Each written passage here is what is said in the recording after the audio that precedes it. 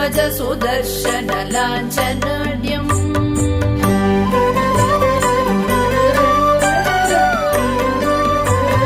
प्रातस्तु मे परशिवां ललितां भवानीं त्रय्यन्तवेद्य विभवां करुणानवद्यां विश्वस्य सृष्टि